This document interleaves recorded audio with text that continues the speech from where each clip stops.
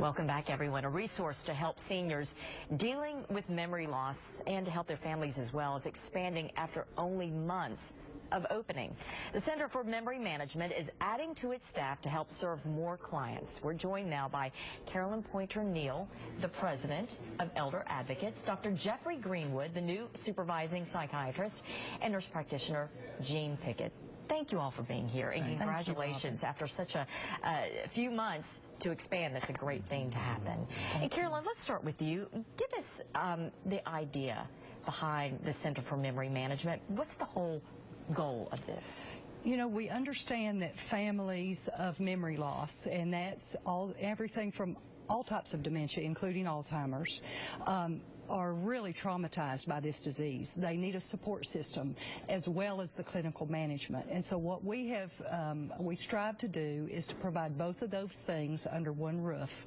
And Elder Advocates provides the family social support, helps folks navigate through decision making, while our physician nurse practitioner provide the clinical management for the actual clinical disease of the patient with Alzheimer's or some other form of memory loss. Jean, let's talk about the expansion. Obviously, there is a great need for this. What have you seen in the short amount of time, and where do you see it going forward?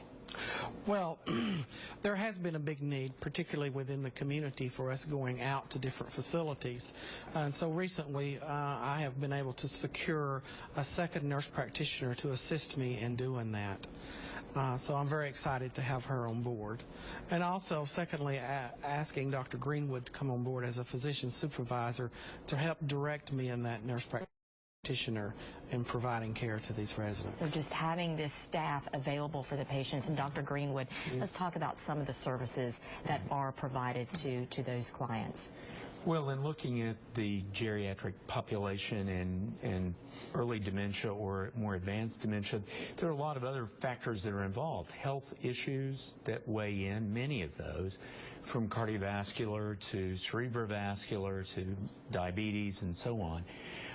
And looking for the variety of diagnoses that may be underneath it and have an impact. I think some of us expect people, as their health declines, to feel sad or depressed, but that's a big part of this, is finding clinical depression in the elderly with loss of interest and energy and sadness, and being able to provide treatments, both therapeutic, talk therapies and those things, as well as pharmacologic interventions to further them handling those health problems and improving their overall prognosis. So it's going out into nursing homes and doing consultations like Jean does, and I supervise him there, as well as in the center office for those things. This sounds like a wonderful resource for so many folks, but I know there are some who would not be able to take advantage of this. Right. You're looking to change this through a scholarship. Tell us about it. Yes, we are. The Center for Memory Management has two payment arms. The clinical management is generally paid for by insurance, but the family social support, which actually offers a 24/7 advocate for families, is a private pay portion of the program. And so we understand, and we have gotten inquiries that unfortunately couldn't pay those fees for that service.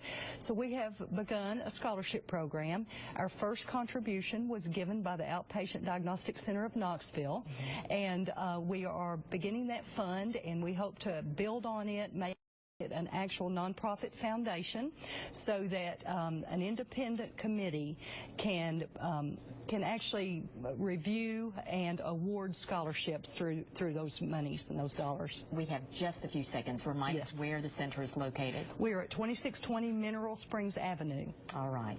Thank you all for being here. Thank you, Robin. Wonderful, wonderful center. Thanks so much.